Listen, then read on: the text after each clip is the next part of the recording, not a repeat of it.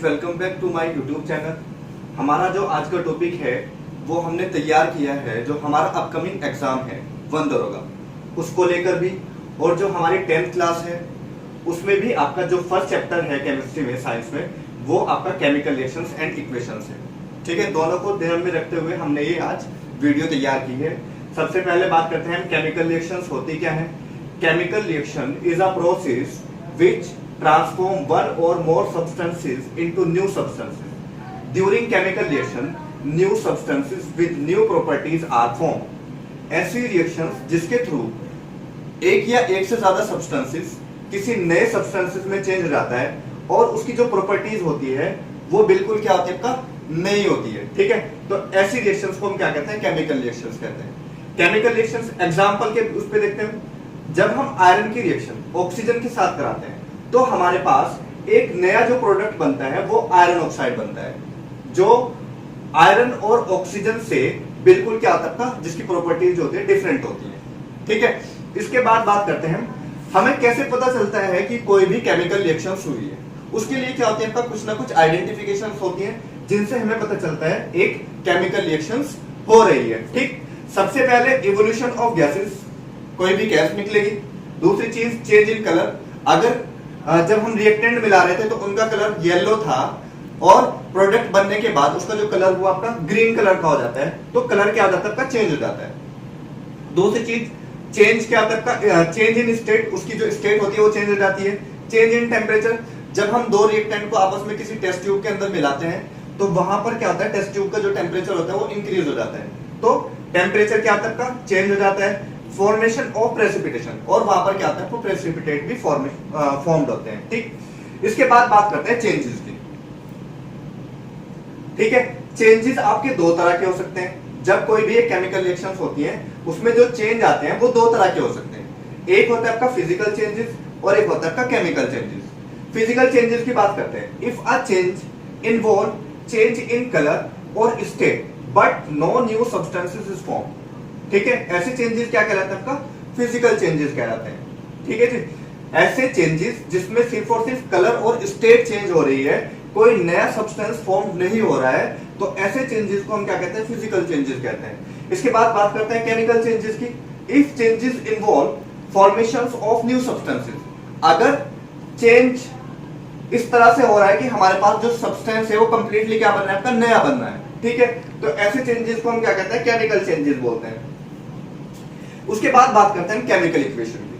Chemical equation क्या होती है, एक chemical equation is the symbolic representation of chemical reaction in the form of symbols and formula.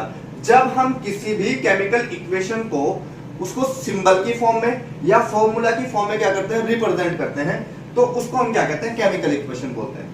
अगर हम देखते हैं magnesium plus oxygen, magnesium oxide बना है यहाँ पर, और जो आपका ये रिएक्ट कर रहे हैं आपस में, इस साइड को बोलते हैं रिएक्टेंट साइड और इसी को बोलते हैं एलएचएस, लेफ्ट हैंड साइड। दूसरी चीज, हमारे पास ये मैग्नीशियम ऑक्साइड है और ये जो बनता है आपका प्रोडक्ट बन रहा है, इसको बोलते हैं राइट हैंड साइड। ठीक, जब हम क्या करते हैं, इस मैग्नीशियम का जो सिंबल होता है आपका Mg होता है और ऑक्सीजन का सिंबल होता है आपका O2, तो हमारे पास जो प्रोडक्ट बना MgO, मैग्नीशियम ऑक्साइड, यानी कि देखिएगा ये, इसको हम किस फॉर्म में रिप्रेजेंट कर रहे हैं, आपका सिंबल की फॉर्म में रिप्रेजेंट कर रहे हैं, तो ये क्या होगी, आपका एक केमिकल इक्वेशन होगी। ठीक है, देखिएगा यहां पर मैग्नीशियम रिएक्टेंट की साइड कितने आपका एक है, जबकि ऑक्सीजन कितने आपका दो है। अब यहां पर देखते हैं, यहां पर जो प्रोडक्ट बना है MgO, यहां पर मैग्नीशियम कितना आपका एक है और ऑक्सीजन भी क्या आपका एक है। तो हम इनको एक बार यहां पर एक टेबल बनाते हैं और इसमें हम एक टेबल में क्या लिखते हैं, आपका एक साइड एलिमेंट लिखते हैं, LHS लिखते हैं और RHS लिखते हैं। लेफ्ट हैंड साइड में जब हम मैग्नीशियम का नंबर देखते हैं 1 और राइट हैंड साइड में भी क्या देखते हैं, आपका मैग्नीशियम का नंबर कितना आपका 1 है, तो हमारे पास हमें पता चलता है कि मैग्नीशियम के नंबर दोनों साइड के आपका बैलेंस है। जबकि हम ऑक्सीजन की बात करते हैं, जब हम लेफ्ट हैंड साइड देखते हैं, रिएक्टेंट की साइड देखते हैं, तो ऑक्सीजन का नंबर हमारे पास 2 है और प्रोडक्ट की साइड या राइट हैंड साइड की साइड जो नंबर है ऑक्सीजन का वो कितना आपका 1 है। तो इससे हमें पता चल रहा है कि ये जो रिएक्शंस है ये क्या आपका एक अनबैलेंस रिएक्शन है। अब बात करते हैं balance chemical equation. Chemical equation को हम बैलेंस कैसे करते हैं, जैसे कि मैंने अभी आपको पहले बताया कि जो मैग्नीशियम होता है वो ऑक्सीजन के साथ बाइंड करता है और मैग्नीशियम ऑक्साइड बनाता है। देखिएगा यहाँ पर रिएक्टेंट है मैग्नीशियम और ऑक्सीजन, और ये आपका प्रोडक्ट बन रहा है यहाँ पे, ठीक है। तो यहाँ पर मैग्नीशियम का नंबर 1 है और प्रोडक्ट साइड भी क्या आपका मैग्नीशियम का नंबर 1 है। ऑक्सीजन का देखते हैं रिएक्टेंट साइड 2 है, जबकि हम प्रोडक्ट साइड देख रहे हैं तो वहां पर ऑक्सीजन का नंबर क्या आपका 1 है। तो इस चीज को बैलेंस करने के लिए हमें सबसे पहले देखना है कि लॉ ऑफ मास कंजर्वेशन क्या कहता है। सबसे पहले बात करते हैं law of mass conservation. Law of mass conservation क्या कहता है आपका, जो आपका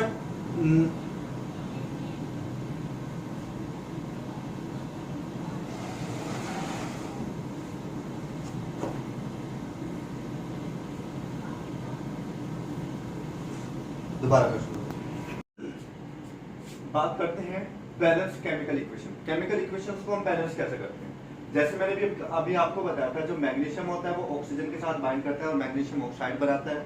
जबकि यहाँ पे देखिए आप मैग्नीशियम और ऑक्सीजन, मैग्नीशियम का नंबर रिएक्टेंट साइड 1 है और ऑक्सीजन का नंबर कितना आपका 2 है। जबकि अगर हम प्रोडक्ट की साइड जाते हैं तो दोनों का नंबर वहां पर हमें कितने दिखाई देते हैं, आपका 2 दिखाई देते हैं।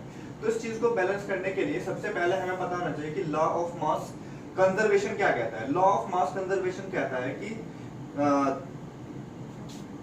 मास कैन नाइदर बी क्रिएटेड और नॉर बी डिस्ट्रॉयड, ठीक है। मास को ना तो बनाया जा सकता है और ना ही उसको डिस्ट्रॉय किया जा सकता है। तो हमारे पास क्या होता है इक्वेशन को बैलेंस करने के लिए, total mass of the element present in reactant is equal to total mass of the element present in the product. दोनों का नंबर क्या होना चाहिए आपका, रिएक्टेंट साइड भी और प्रोडक्ट साइड भी क्या होना चाहिए आपका, इक्वल होना चाहिए। तब हमारी जाके इक्वेशन क्या होती है आपका, बैलेंस होती है। और यही क्या कहता है आपका लॉ ऑफ मास कंजर्वेशन कहता है, ठीक।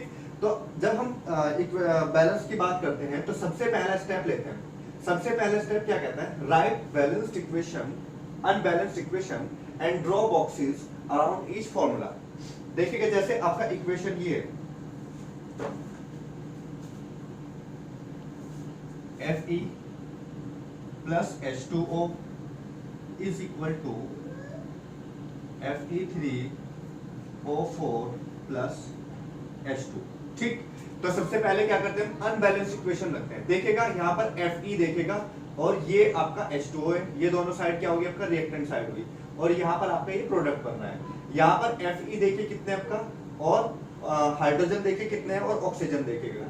रिएक्टेंट की साइड आयरन जो है आपका या Fe है यहाँ पर 1 है, जबकि प्रोडक्ट की साइड आपका Fe कितना है आपका 3 है, ठीक। ऑक्सीजन यहाँ पर 1 है और प्रोडक्ट की साइड आपका कितना है आपका 4 है। हाइड्रोजन यहाँ पर भी क्या है आपका 2 है और यहाँ पर भी हाइड्रोजन कितना है आपका 2 है। तो स्टेप सेकंड की बात करते हैं, list the number of atoms of different element present in unbalanced equation. तो हम सबसे पहले क्या बनाते हैं, एक टेबल बनाते हैं जिसमें हम क्या करते हैं, एलिमेंट को लिस्ट करते हैं और उसके एटम्स के नंबर को क्या करते हैं, एक टेबल्स में ड्रॉ करते हैं, कितने कितने नंबर दिए हुए हैं। Fe है यहाँ पर, दूसरा आपका हाइड्रोजन है और तीसरा आपका ऑक्सीजन। 3 एटम आपका एलिमेंट है यहाँ पर, आयरन, हाइड्रोजन और ऑक्सीजन। सबसे पहले हम जो आपका रिएक्टेंट साइड है, रिएक्टेंट साइड में आयरन का नंबर देखते हैं कितना है आपका। तो आपको दिख रहा होगा यहाँ पर क्या आपका 1 है। पहले हम उसको क्या करते हैं, बॉक्सेस बना देते हैं सबके ऊपर ऐसे, ठीक, क्लियर, यहां तक कोई कंफ्यूजन, ये हो गया, ठीक। बॉक्स बनाए, सबसे पहले हम रिएक्टेंट की साइड Fe का नंबर देखते हैं। तो हमारे पास कितना दिखाई दे रहा है आपको, 1 दिखाई दे रहा है। जबकि हम प्रोडक्ट की साइड जब जाते हैं Fe का नंबर वहां को आपको दिखाई दे रहा होगा, वहां पर कितना आपका 3 है, क्लियर। Fe कितने आपका यहाँ पर 3 हुए। जबकि जब हम प्रोडक्ट की साइड जाते हैं, दूसरी चीज देखते हैं हाइड्रोजन की। हाइड्रोजन आपको रिएक्टेंट की साइड कितने दिखाई दे रहे हैं और प्रोडक्ट की साइड कितने दिखाई दे रहे हैं। यहाँ पर भी आपका हाइड्रोजन 2 है और यहाँ पर भी हाइड्रोजन आपका 2 है, यानी कि हाइड्रोजन का नंबर रिएक्टेंट की साइड और प्रोडक्ट की साइड दोनों का क्या आपका इक्वल है। ऑक्सीजन की बात करते हैं, रिएक्टेंट की साइड देखते हैं, ऑक्सीजन का नंबर कितना आपका 1, जबकि यहाँ पर हम देखते हैं तो हमारे पास जो प्रोडक्ट साइड दिखता है वहां पर ऑक्सीजन के नंबर कितना आपका 4, ठीक है। तो देखिएगा जब हम इसको बैलेंस करते हैं, ठीक है, तो हमारे पास सभी एटम्स और एलिमेंट्स लिखे हुए आ गए हैं, कितने कितना नंबर है, ठीक है। उसके बाद हम सेकंड स्टेप की तरफ चलते हैं। सेकंड स्टेप में क्या होता है आपका, first balance the compound that contains the maximum number of atoms. सबसे पहले हम उस कंपाउंड को बैलेंस करते हैं जिसका नंबर क्या होता है, सबसे ज्यादा होता है। तो आपको दिखना चाहिए टेबल के अंदर कि सबसे ज्यादा किसका नंबर है। तो आपको इस टेबल के अंदर दिख रहा होगा कि जो सबसे ज्यादा एटम्स हैं वो किसके हैं, आपका ऑक्सीजन के हैं, 4 है। तो सबसे पहले हम किसको बैलेंस करेंगे, ऑक्सीजन को बैलेंस करेंगे। इनिशियली फर्स्ट स्टेज में कितने आपका दिखाई दे रहे हैं, आपका रिएक्टेंट की साइड आपका 1 दिखाई दे रहा है, 1 इन H2O। एक ऑक्सीजन कहां दिखाई दे रहा है आपका, ऑक्सीजन की साइड दिखाई, वाटर की साइड दिखाई दे रहा है, ठीक है। और दूसरी चीज हम क्या करते हैं, बैलेंस जब हम करेंगे इसको, और प्रोडक्ट की साइड कितना दिखाई दे रहा है आपको, 4 दिखाई दे रहा है, ठीक। यहां पे आते हैं 4 इन Fe3O4, ठीक है। यहां पर रिएक्टेंट की साइड ऑक्सीजन का नंबर कितना आपका 1 है, जबकि प्रोडक्ट की साइड कितना आपका 4 है।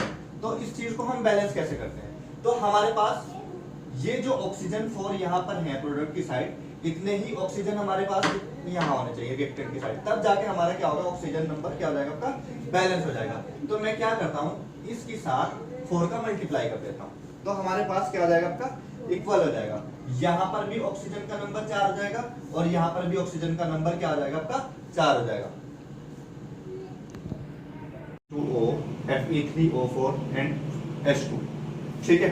तो इसमें आप देखिएगा जो भी चीज हम बढ़ाएंगे वो सिर्फ और सिर्फ इस साइड बढ़ाएंगे, ठीक है।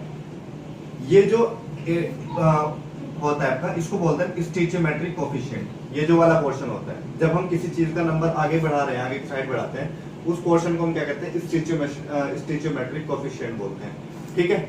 स्टेप 4 की बात करते हैं। अब हम लेते हैं Fe and hydrogen atoms are not balance, pick any of these element. इनमें से हम किसी भी एक एलिमेंट को ले लेंगे, ठीक है। सबसे पहले बात करते हैं हाइड्रोजन एटम की। इनिशियली में क्या आपका, इनिशियली में आपका 4 जो हाइड्रोजन का नंबर है वो 8 है, किसमें आपका 4H2O में, इस कंडीशन में, ठीक है। जब हम 4 की मल्टीप्लाई किसमें करेंगे, 2 में करेंगे, तो हमारे पास क्या आता है आपका 8 आता है। तो हमारे पास जो बैलेंस इक्वेशन आती है वहां पे जो रिएक्टेंट साइड आता है आपका 8 आता है।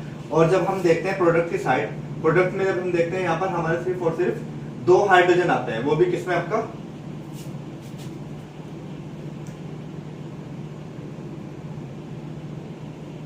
ठीक है, 2 इन H2।